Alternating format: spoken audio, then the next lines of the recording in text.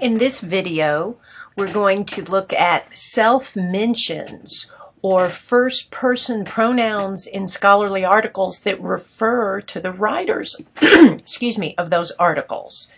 Okay, you've probably heard from many of your teachers through many years of school that you shouldn't use I in your academic writing because you're writing the paper. You don't need to say, I think whatever, because your reader is going to know it's your thought. Okay, that's pretty standard advice. It gets a little more complicated when you start looking at scholarly articles that are published in different fields. You'll find that there's more use of I and first-person pronouns than you might have expected. We're going to first look at this article about Arthur Gordon Pym by Richard Copley.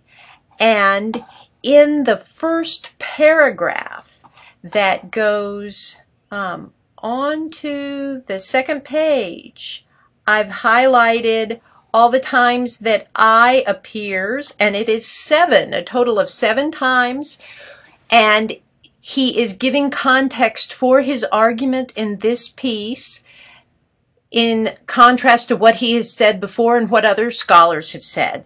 So he says, in a previous article I offer, I suggest, I further argue, and then he talks about how some of his theories match up with other scholars. I then contend with Charles O'Donnell. I concur.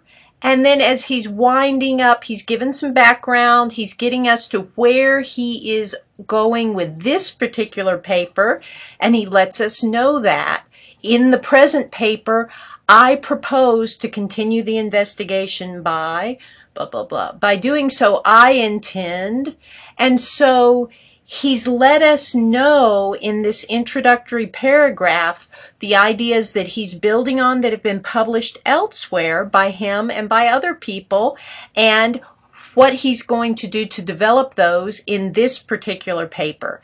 Now, the rest of the paper, this is a 24-page article, and not counting the times that I appears in a quotation from the novel, when obviously it's not referring to the author, there is only one other spot I found where I appears, and it's well into the piece where he mentions another one of his previously published articles. So he's emphasizing, again, his work there that has already been published. For the most part, when he's actually making his argument in this piece, he just says it. He doesn't say I every time he makes a point after that very first paragraph that sets everything up.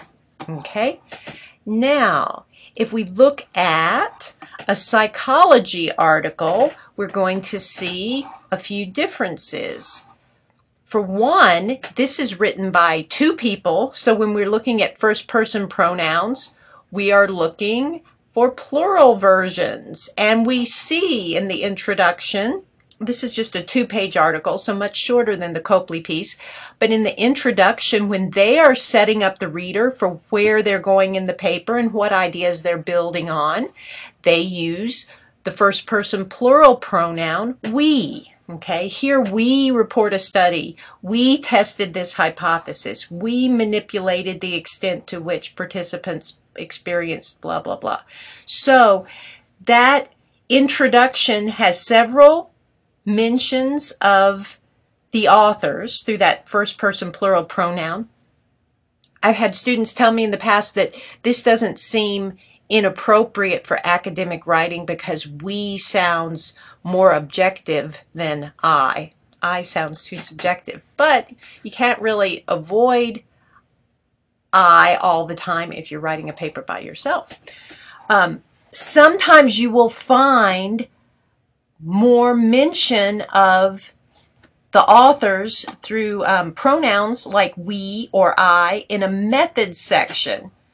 But in this example, when they're talking about what they did in the procedure of their experiment, they're using passive voice to avoid referring to themselves. They will say things like, Feedback was provided. Half of the participants were exposed to misleading associates.